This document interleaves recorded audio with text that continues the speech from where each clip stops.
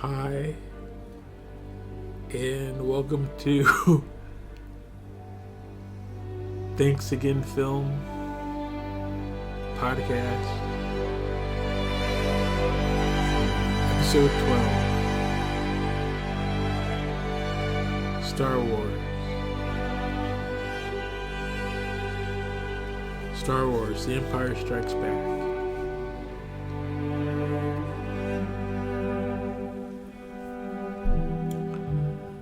Empire Strikes Back is probably everybody's favorite. I'm pretty sure it was everyone's favorite up until Episode 3 came out.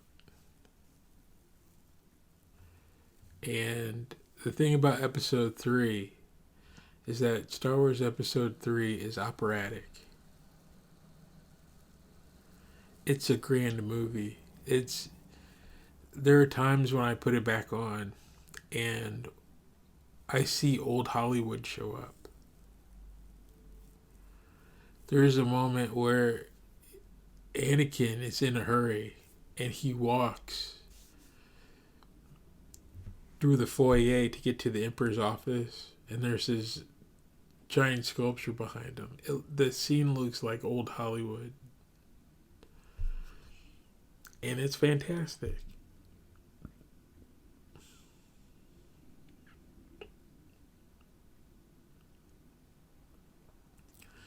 He managed people look at that and they say blue screen this and that. I look at those scenes and to me they look like a sci-fi picture from old Hollywood.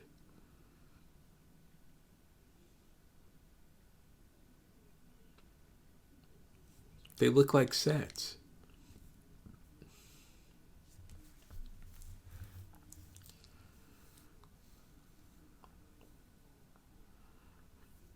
But Star Wars Episode 5, um,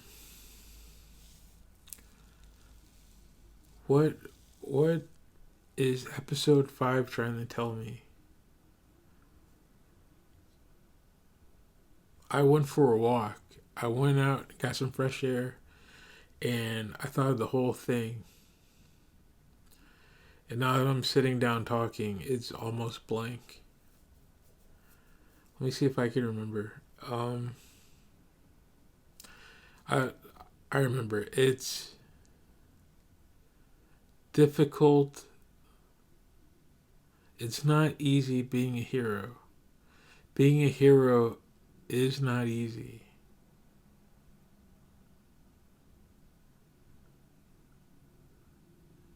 It isn't easy being the hero, or it's not easy being a hero. It's saying that the job of the hero is not a simple thing. It's difficult.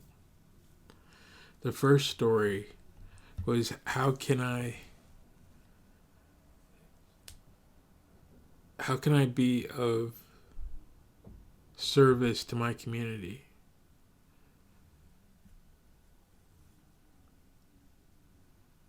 And the next one is it's not easy being a hero.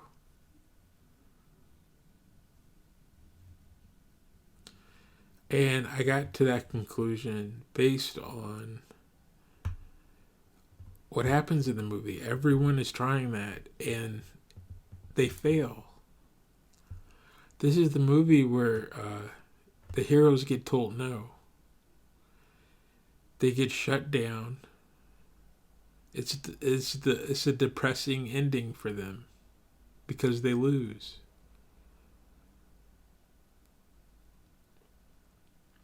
It has one of the most hopeful endings, though. It has one of those "we'll get them next time," and they're in the hospital with the side hug. Maybe next time.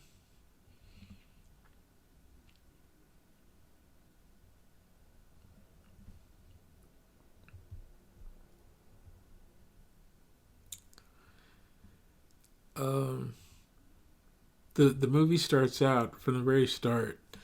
Usually, you can tell what the story is trying to say by the first scene or two, first couple scenes. And in this one, it's one that I watch over and over again, where Luke goes out onto the cold to do a scout mission, and he doesn't come back in time.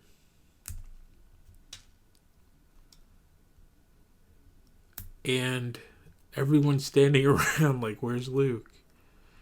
And then Han Solo decides to be a hero. And he's got authority on him. He's saying, what the hell are you all standing around for? Luke's out there in the cold. Why isn't anyone going to go get him? And they're like, we'll freeze to death. And he shrugs it off. He says, no kidding. And he runs out in the cold to go freeze to death.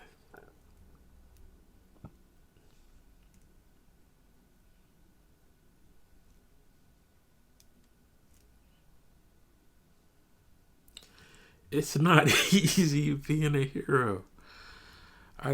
The story keeps saying that over and over again. It places the characters in a certain kind of turmoil.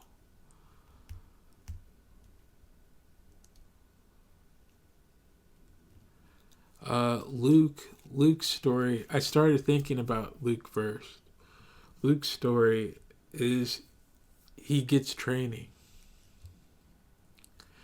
and Yoda. You know what was kind of funny? When I was walking down the street, I was talking out loud like I am right now, trying to figure it out. I was like, Luke goes to Tatooine. No, Luke goes to Dagobah. He talks to Yoda, and Yoda says, "You're too old." And then I hear footsteps behind me.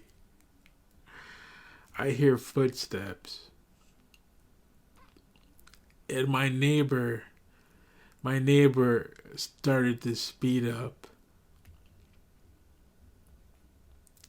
The whole time I walked slow, so they were already walking faster than me.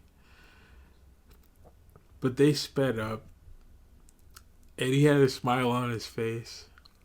He caught me talking about Star Wars.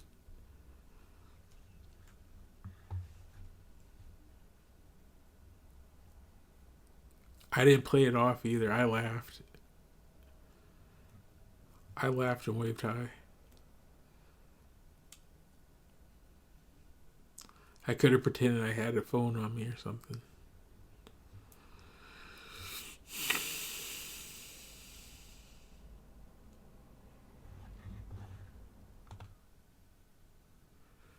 Um.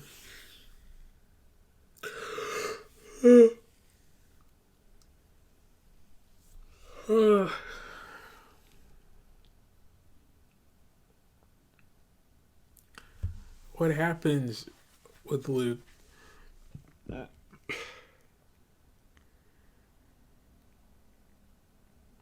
He goes out to be on a regular scouting run, and he gets attacked.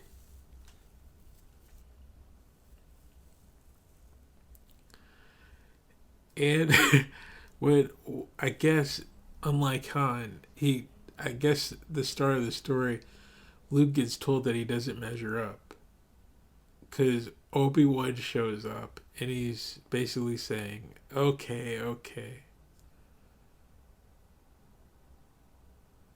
all right, you're trying. You need to hit the gym."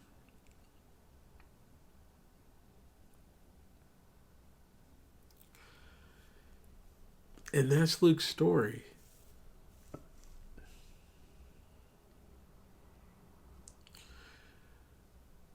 he goes over to Yoda, and Yoda tells him he's too old.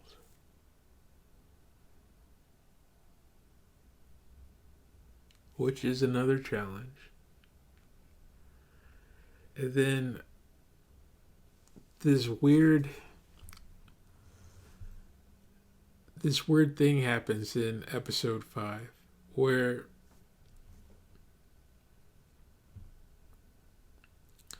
it's time it's hard to tell if the story takes 3 days or 3 months. Luke could possibly have been training on Dagobah for 3 days with Yoda and become a Jedi.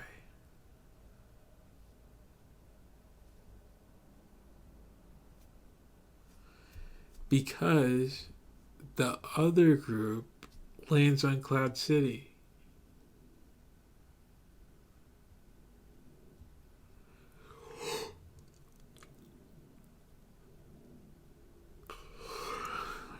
Me personally, I like the story better if it takes 3 months.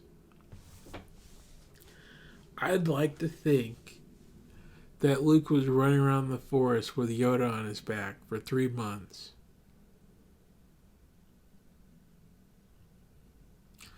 And that Han and Leia went to Cloud City to hang out with Lando. And they were hanging out for 3 months.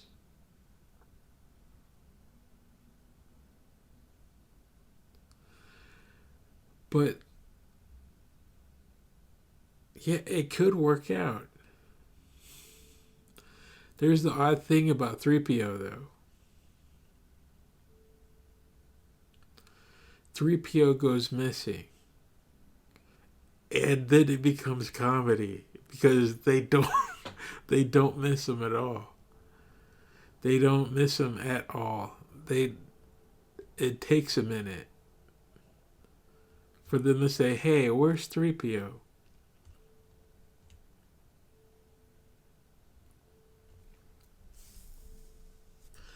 Episode 5 is a pretty movie.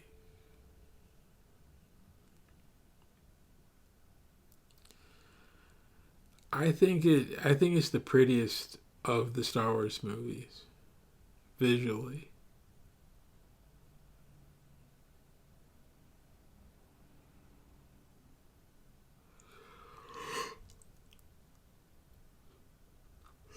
There's something about the quality of the film. When they're in the hangar and on Hoth,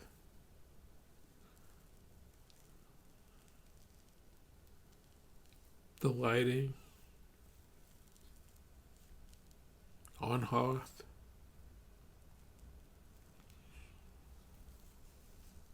the lighting on the ship.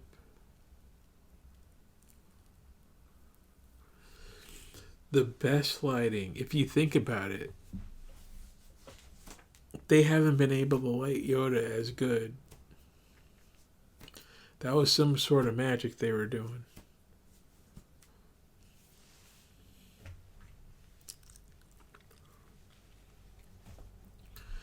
Whatever sort of lighting setup they did, they made Yoda look as if he's a living, breathing thing. He sits there and he pokes the ground with his stick.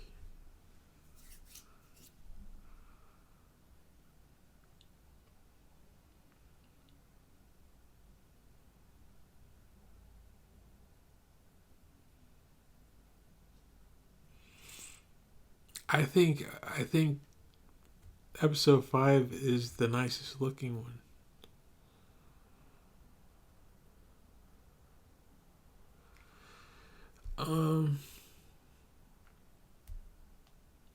Luke trains. It's difficult to be a hero, and he fails at it.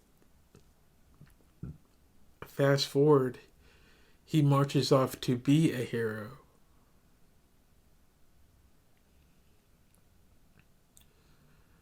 saying my friends need me, and he fails at it.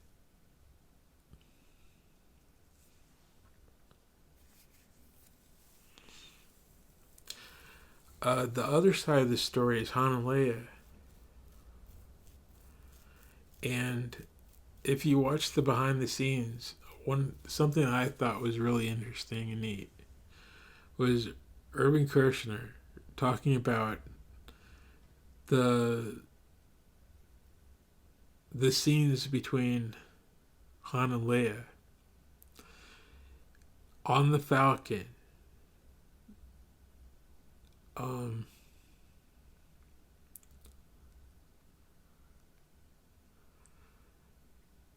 it's the first time that they have the romance in the series. And on the Falcon is it's the first time that those two have a quiet moment together where they get to actually talk to each other alone on screen. A movie and a half goes by and they have this famous romance, and there isn't a scene where they talk to each other. I thought that was such a neat observation. And the minute that they do get a moment together to say something, 3PO walks in.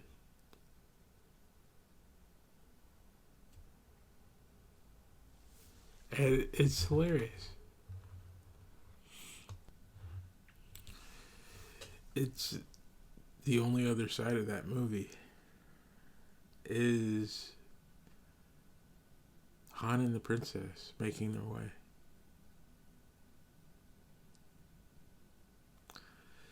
Luke goes on a training journey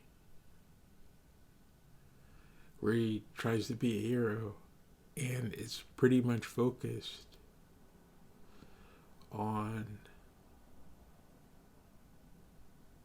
it's a real setup and then a fall of him trying to be a hero and him failing at training to be a hero. And then his friends get in trouble.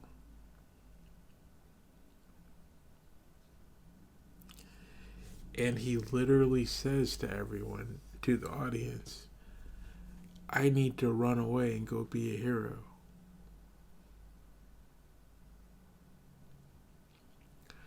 And then he's there on Cloud City with the blaster in hand, sneaking around trying to save the day. And he fails.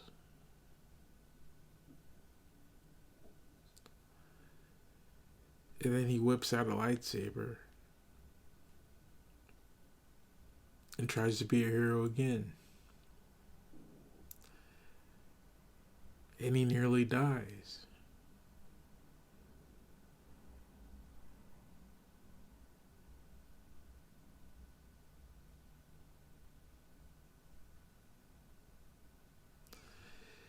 And if you think about it, I guess is foreshortening of foreshadowing of the Wampa scene.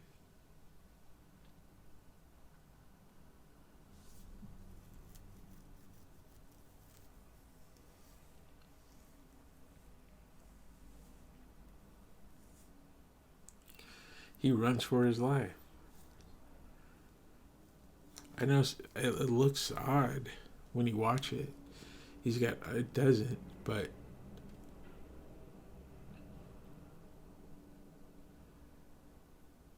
the hero gets trapped in an ice cave. And then a giant monster comes after him. And he's got a laser sword.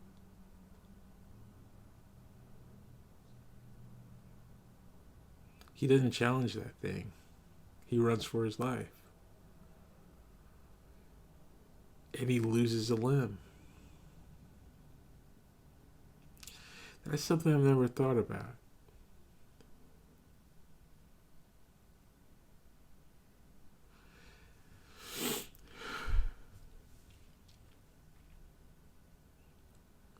it can't be. That's not Luke. Luke, it's the foreshadowing is the event, and not directly him. He isn't in that moment. He isn't a Wampa.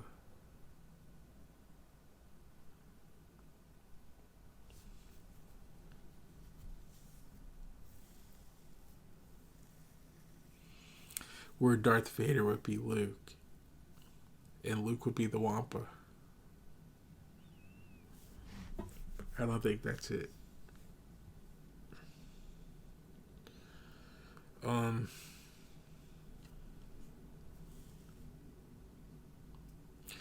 After that, Leia gets to be a hero. Leia and Lando, they step up to the plate.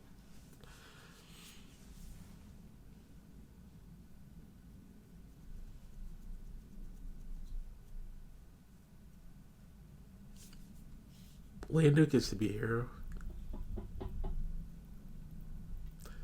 His friends arrive.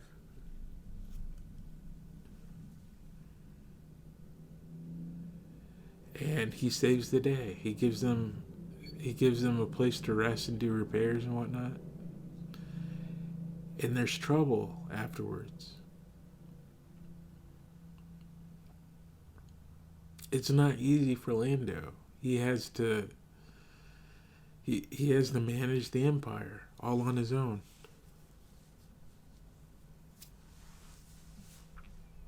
And he loses.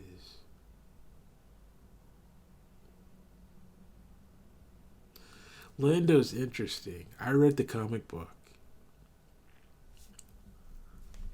There's a great episode of Lando that will break your heart. It's Lando and Lobot. Something funny. When I was a kid,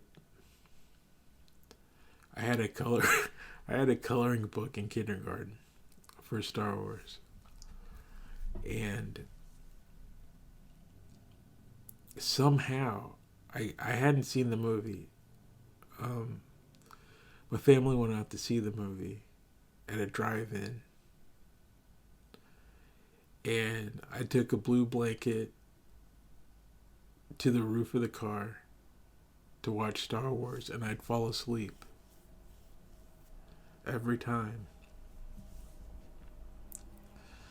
So I had just a minimal understanding of what happens in Star Wars.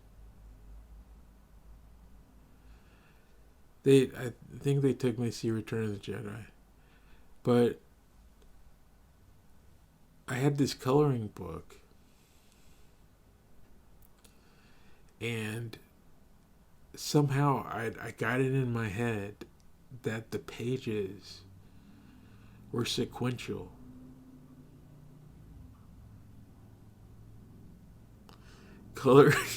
Coloring books is just random pictures for little kids to draw and color. And I was so into Star Wars back then. Just seeing it, I had a little Chewbacca.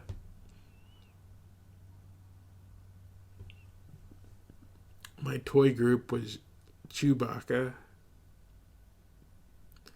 Mr. T, and Spider-Man. That was my little hero group that hung out and fought and played around the house.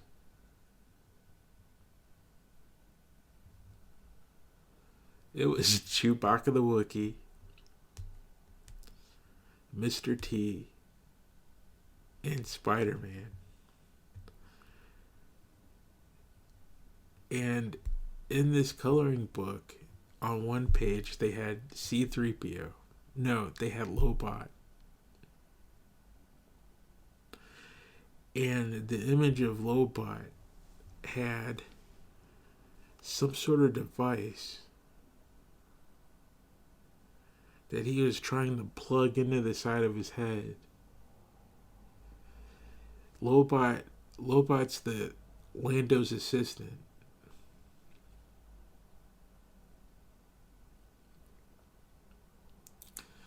He does. He's got a card reader on the side. It wraps around his head like what do you, male pattern baldness, where the hair keeps growing, like hanging out on the sides. He's got a card reader that cups his head like that. It's just a digital machine, like binoculars that wrap around the back of your head all the way around. It's like a coin. And on the very next page is C-3PO. A wide-eyed robot. 3PO, if you look at him, the design looks like his eyes are dilated.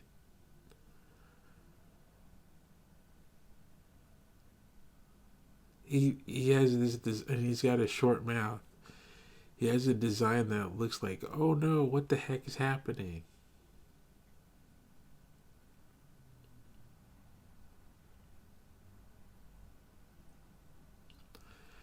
And my little kid brain thought it was the most tragic.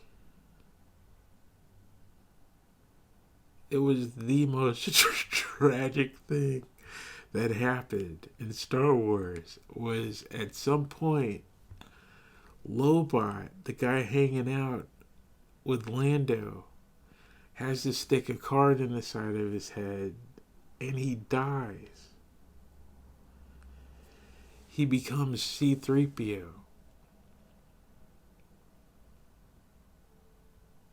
I had never seen the first Star Wars. I don't think.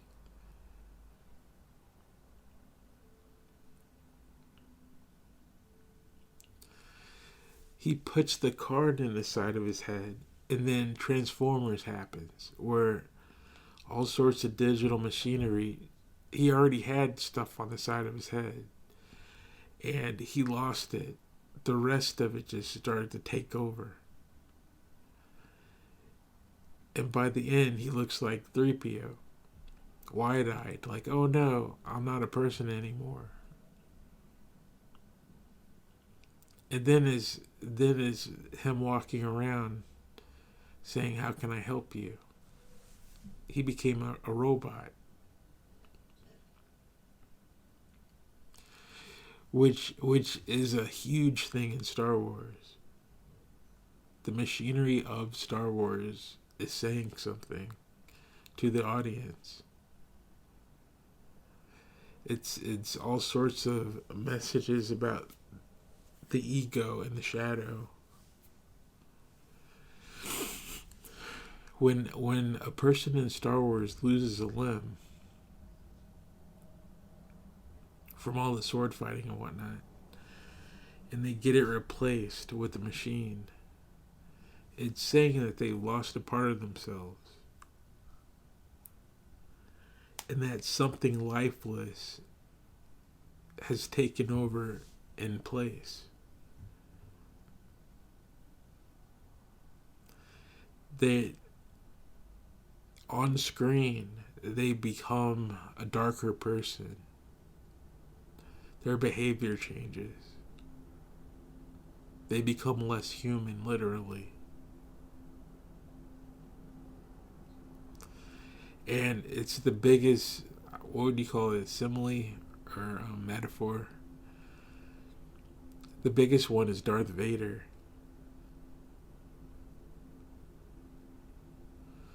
Where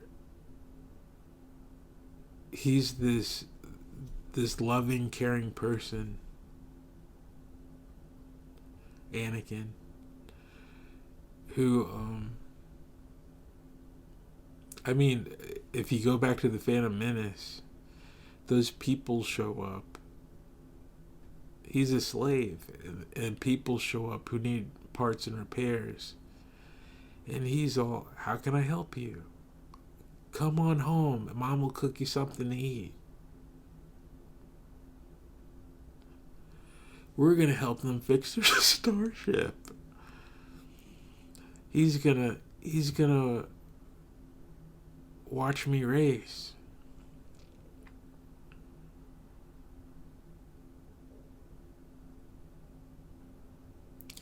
That's who Anakin is. He's some sort of, we can help everybody.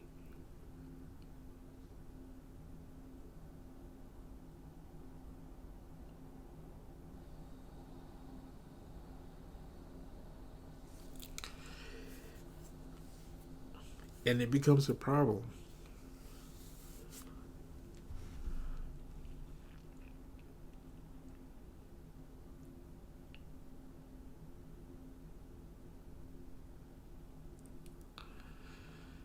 He I'm not gonna go over it in this one. I'd have to talk there's still a podcast to do on episode 2 and 3. But in Star Wars, if you see someone who's partly robot, watch out. The same thing happens with Jedi Fallen Order. And I look at it, that character of Cal Kestis, and I watch it carefully of what they're going for and what they're trying to do with that story. Because he has a robot on his back.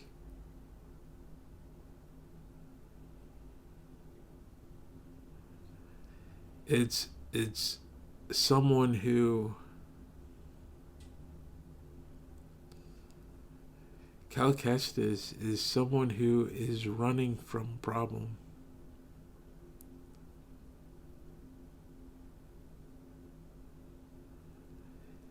And he has a robot on his back, and or that machine is a signal of a loss of humanity. It's kind of like an angel and a devil on his shoulder.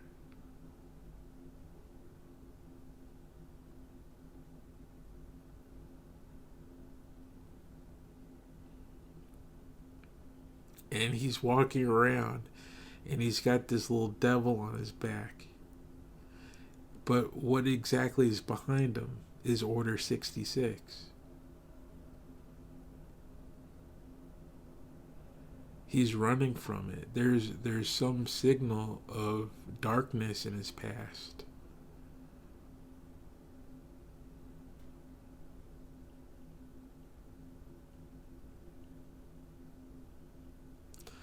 But what's interesting is that the little robot helps him out. It tosses him meds. The little robot is keeping him alive. It's fueling him.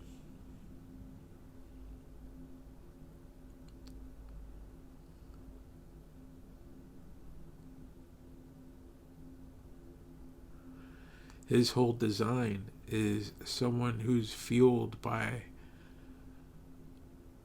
the fall of the Republic. And he's trying to make do and find a safe place for others, dealing with the fall of the Republic. And it's something that is always on his back. And they made it cutesy. In my playthroughs, I grab a mod and get rid of that little robot.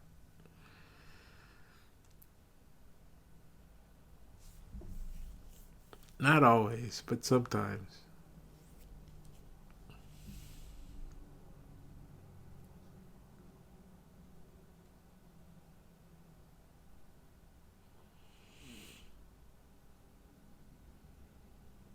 But this is Empire. Empire Strikes Back.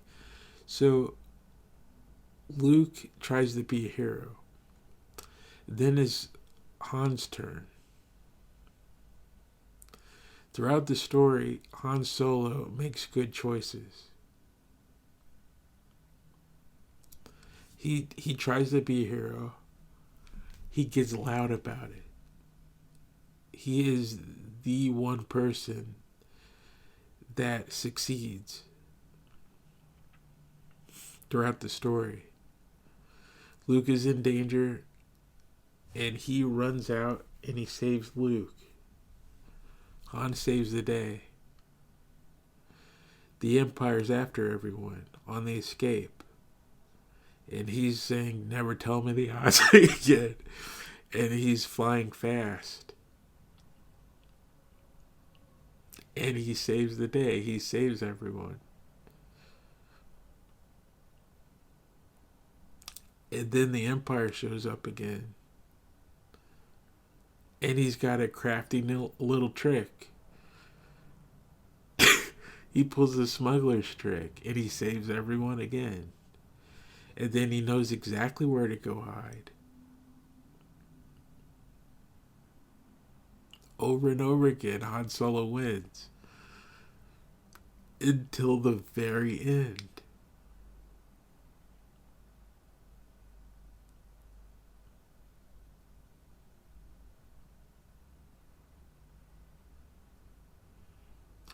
It's they That's why people enjoy this movie, because it does things like that. It pulls the rug right out from under you.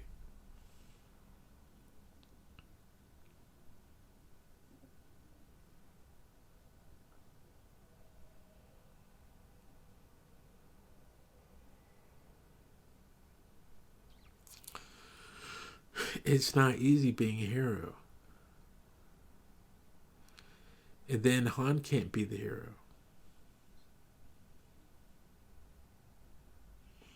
And then you rub your hands together and you're like, all right, we've been training for the past 3 months with the Grand Master of all Jedi. Time to save the day.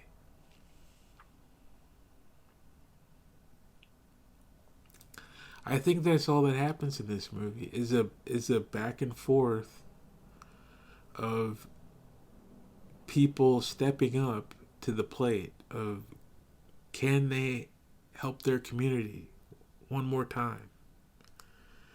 It happens in the first movie. That's all they want to say. And in this one, it's, can they do it? We've seen that they can do it, that they can save everyone.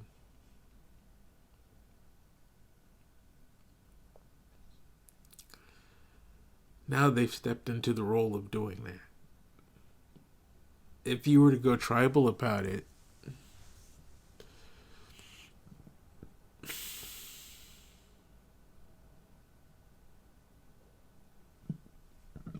you're past ritual pain. You're past the training moment. So, I don't know. An attack happens?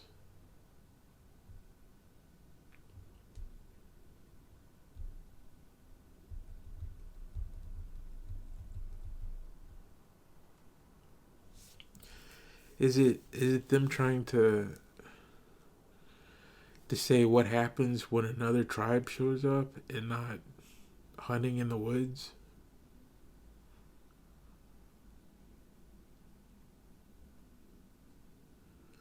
What do you do when the other tribe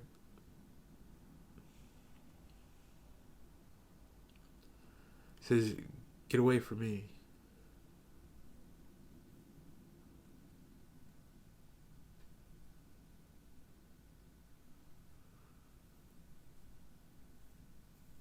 You'd probably need a handful of crafty folks to step up so that it's not a clashing of people.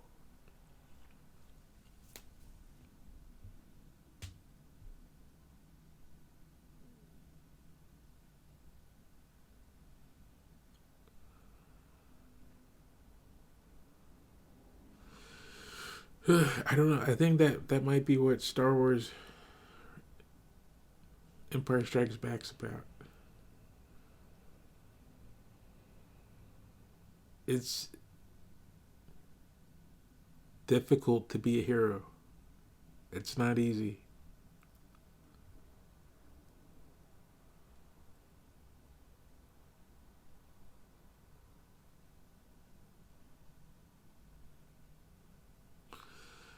Um,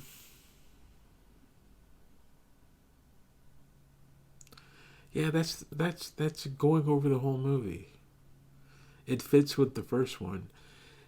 When I was going over um, episode 1, 2, and 3, something similar happened where he's basically giving life lessons about how to start out in life. It's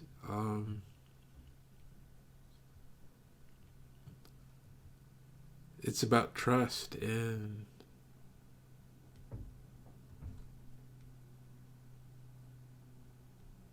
being a kind person. It's about getting to work and being kind.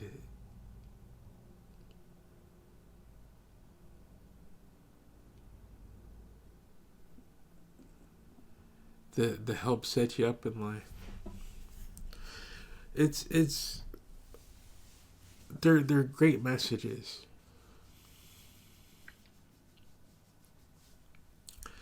that people need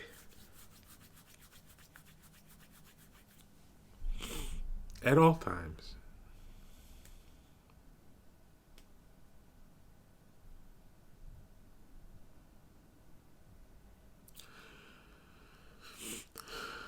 All right.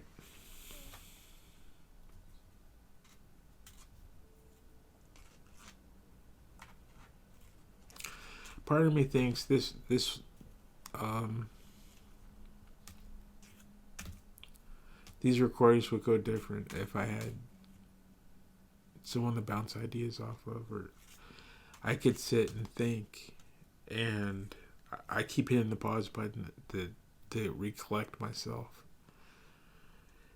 If there was someone else, they could have input about their perspective, and then I'd reply and sit back and learn something.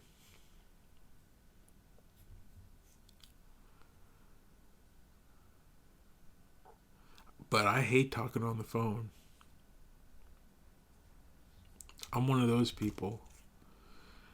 I don't like I don't like talking. This is the strangest thing. I don't mind talking about art, but I hate talking. I don't talk to folks. And I definitely hate talking on the phone. I don't answer the phone. The phone will ring. And, and I'll figure out a way to get back to whatever sort. I'll handle whatever message that is. It's like a reminder or something. I prefer email.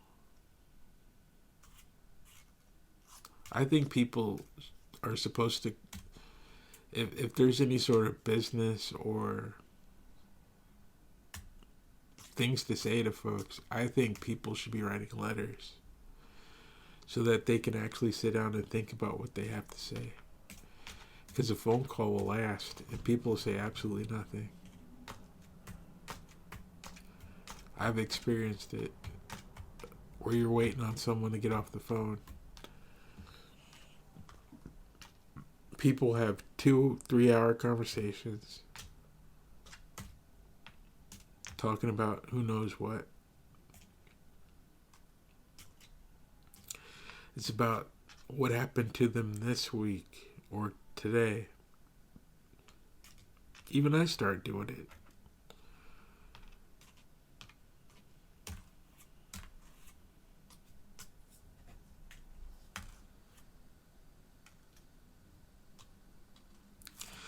I've been trying to think, who could I possibly? who could I possibly call? But then these videos, it'll last, I don't know, an hour. Who can I possibly call? Anyway, Star Wars is fun.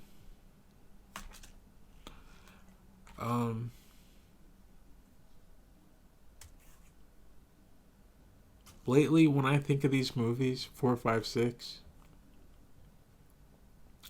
after this, I haven't thought of 7, 8, 9 at all. I don't know what that's about. And on top of that, they had different directors show up to write.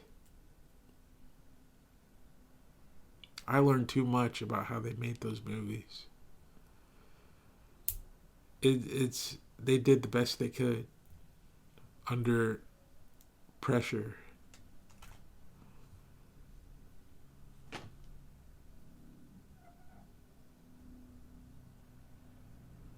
Yeah, I don't know what to think.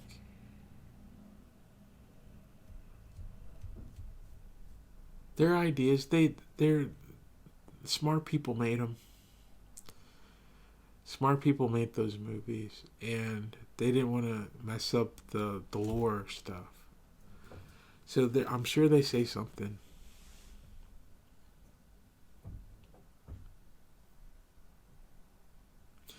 They went into all sorts of things talking about a dyad. They they did a deep dive in. This is interesting. Star Wars, all of a sudden, sometimes it does a deep dive into Hindu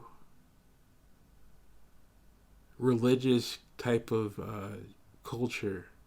It goes to India. Anakin is an Indian name.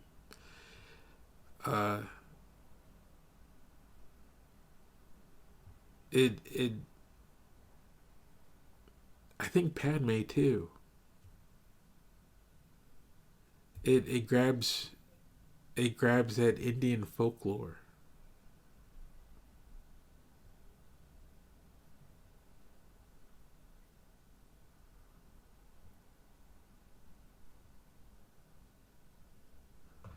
What I didn't understand what they were going for with the new ones with a dyad. All of a sudden, the story becomes about a marriage. Not just a marriage, but like a twin flame marriage of this is your person.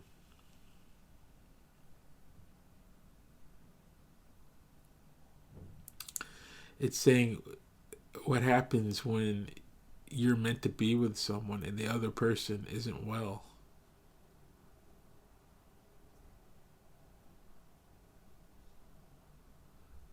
It's a romance. They tried to build a romance of some sort.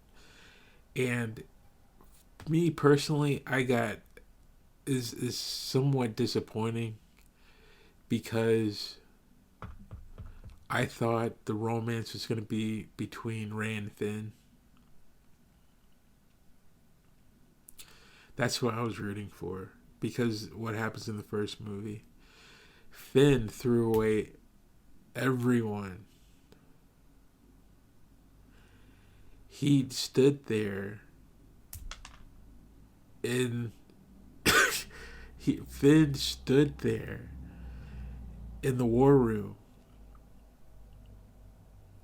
in the moment where they're trying to decide how do we blow up the empire again to save the day.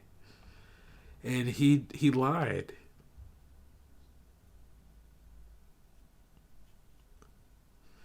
He saw them as a taxi. He saw the plan. That's where Finn is. Finn saw the plan to save the universe as a taxi to go get Rey. He's like, yeah, you're trying to do something. I don't care. My friend's in trouble. I'm gonna.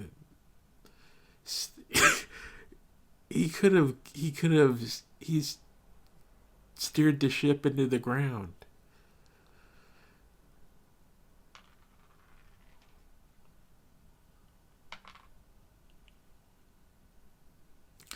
That's some kind of love message. That, to me, that says there's some sort of love at first sight happening. If he's willing to throw away the entire universe for her. And then they meet and they hug. And then the very next scene she's out in the cold with his jacket on, which I've never seen in Star Wars.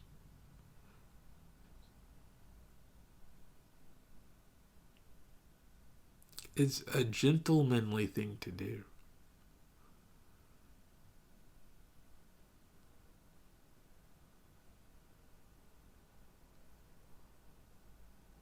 But that's 789. I could ramble on him for a while.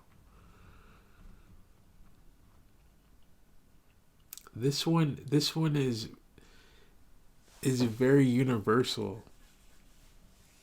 4, 5, 6, 1, 2, 4, 5, and 6 is very universal. It seems. It's how do I join the world and be good in it?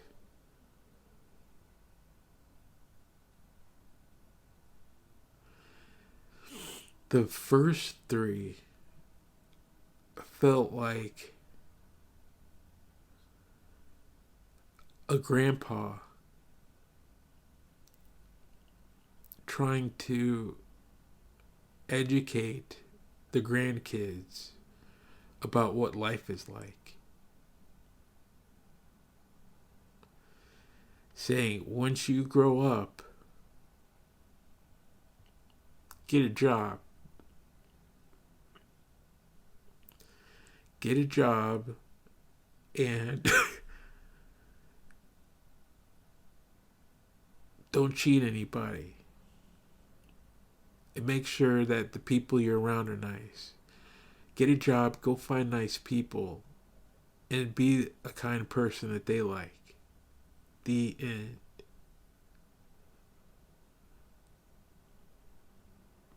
That's what the first three movies feel like. The middle one is universal. It's very simple, it seems so far. Where it's okay. What do I do? I'm alive. What do I do? Go be useful. How useful? As useful as possible.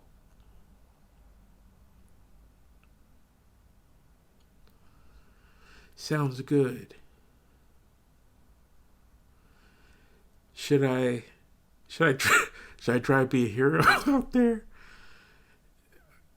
Give it a try. It's not easy.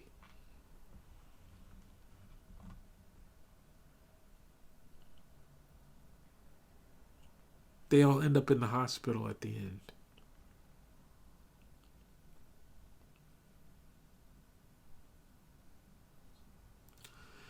I don't know what the next one is trying to say yet. I'm still thinking about it. But if you look at the beginning, you've got Jabba. The first 20, 30 minutes of that movie, I think he wanted an hour, which would have been really neat. The first 20, 30 minutes of that is Jabba. I really like Jabba. Jabba's a lot of fun. Jabba's a swindler. He's just pure corruption, but he's happy about it, and you see it up front. And what you find out in Star Wars is that Jabba's holding the underworld.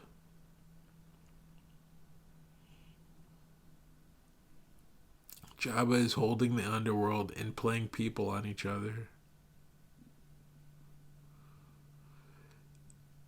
And and it's the best thing ever, because he's got this group around him of when they pull back the curtain is all the laughing.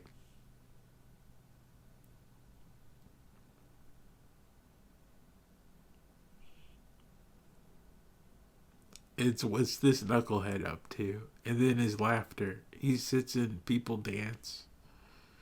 He's got music around him. Jabba's a knucklehead.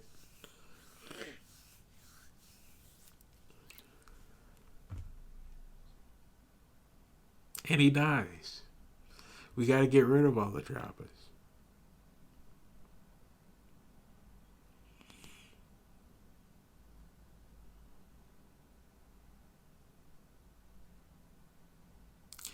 Hutt Slayer.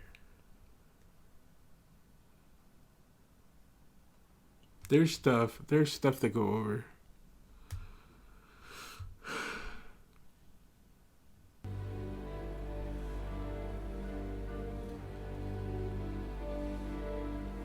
Alright, I'm going to end it there, because I'm just going to start talking about the next one. Thanks for listening. You're welcome.